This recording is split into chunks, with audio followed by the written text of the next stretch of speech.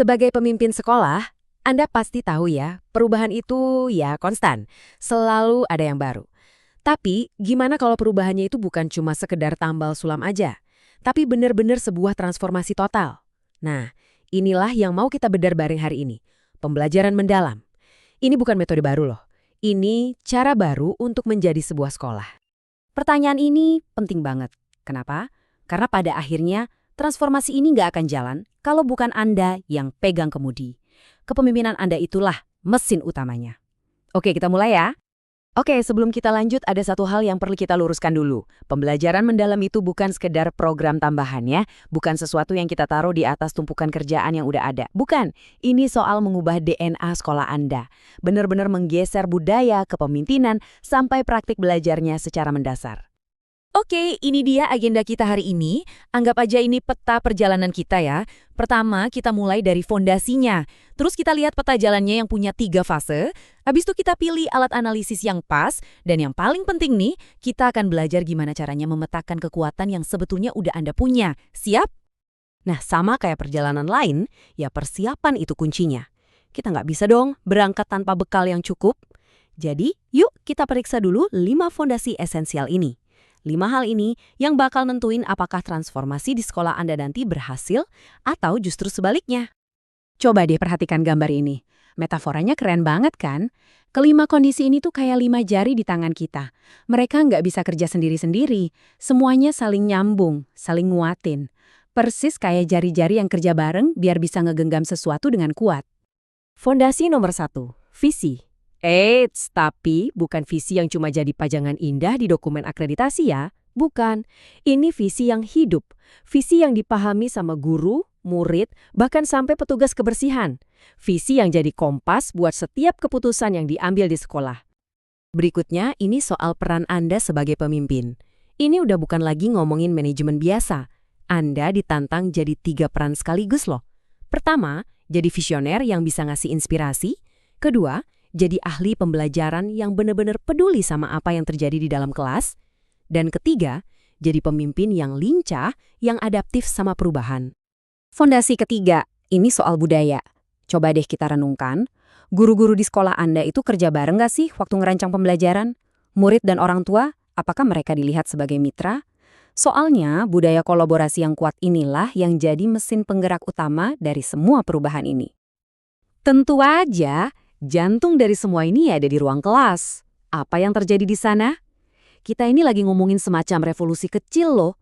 Dari yang tadinya guru jadi pusat segalanya, sekarang murid yang jadi pusatnya. Dari yang cuma hafalan, jadi benar-benar relevan sama dunia nyata yang bisa ngembangin anak-anak jadi pemikir kritis dan kreatif. Dan yang terakhir, fondasi kelima. Pertanyaannya, gimana cara kita ngukur sukses? Coba deh lupain sejenak soal skor tes standar. Kita perlu geser ke cara-cara yang lebih otentik buat lihat pemahaman anak. Misalnya, lewat portofolio atau proyek. Sesuatu yang nunjukin apa yang benar-benar bisa mereka lakukan, bukan cuma apa yang bisa mereka ingat. Oke, fondasi udah kuat nih. Sekarang, waktunya kita lihat peta jalannya. Soalnya perubahan kayak gini kan gak mungkin terjadi dalam semalam ya. Ada 3 fase dinamis yang perlu kita lewati. Yuk kita lihat gimana ketiga fase ini saling nyambung satu sama lain. Nah, coba lihat deh diagramnya. Fase-fasenya itu tumpang tindih kan? Ini penting banget buat dipahami. Artinya, ini bukan tahapan yang kaku, yang harus selesai satu baru mulai yang lain. Enggak, justru pas Anda lagi ngebangun satu fase, sebenarnya Anda udah mulai nyiapin fondasi buat fase berikutnya. Jadi, ini sebuah siklus yang terus bergerak. Jadi, fase pertama itu kejelasan. Intinya, semua orang harus satu frekuensi. Semua harus paham apa yang kita lakukan dan kenapa kita melakukannya. Fase kedua, kedalaman. Nah, di sini kita fokus ningkatin kualitas praktik di kelas. Dan fase ketiga, keberlanjutan. Ini tujuannya biar semua ini jadi cara kerja kita di sini. Jadi budaya yang melekat. Sekarang, buat ngelewatin perjalanan ini, kita butuh alat bantu. Anggap aja kita ini kapten kapal yang butuh peta dan kompas. Nah, ada 2 alat analisis utama yang bisa kita pakai buat membaca kondisi sekolah kita. Namanya SWOT dan SOAR. Coba perhatikan deh, ini ada pergeseran pola pikir yang menarik banget. Kalau pakai SWOT, kita tuh kayak jadi detektif. Fokusnya nyari masalah, kelemahan, sama ancaman. Sebaliknya, SOAR ngajak kita jadi arsitek. Pertanyaannya beda. Aset apa aja sih yang udah kita punya? Yuk kita bangun masa depan dari situ. Beda banget kan pendekatannya? Pasti udah pada familiar ya sama matriks SWOT yang ini. Berguna, jelas. Tapi coba lihat, separuh fokusnya itu ke hal-hal yang negatif, kelemahan dan ancaman. Nah ini kadang bisa ngejebak kita di pola pikir, pokoknya perbaiki masalah, bukan gimana cara kita ngebangun potensi. Nah, sekarang kita lihat SOAR. Ini bukan lagi peta yang statis, tapi lebih kayak GPS. Mulainya dari kekuatan kita. Terus lihat peluang apa yang ada. Baru deh kita tentuin tujuan yang inspiratif, aspirasi, dan hasil yang bisa diukur, results. Pendekatannya jauh lebih positif dan fokus ke masa depan. Oke, kita sampai di bagian terakhir dari pembahasan kita hari ini. Di sini, kita akan ngobrolin soal gimana caranya nemuin harta karun yang sebenarnya udah ada di sekolah dan komunitas Anda. Caranya? Dengan pendekatan berbasis aset. PKBA atau pengembangan komunitas berbasis aset, ini intinya adalah perubahan cara pandang. Jadi daripada kita nanya, apa ya yang salah? Atau apa nih yang kurang? Kita ganti pertanyaannya jadi apa aja yang kita punya. Pendekatan ini ngelihat setiap orang, setiap hal di komunitas sekolah kita, itu sebagai potensi yang bisa kita berdayakan. Dan ternyata aset itu ada 7 jenis loh. Dan ini penting banget buat diingat.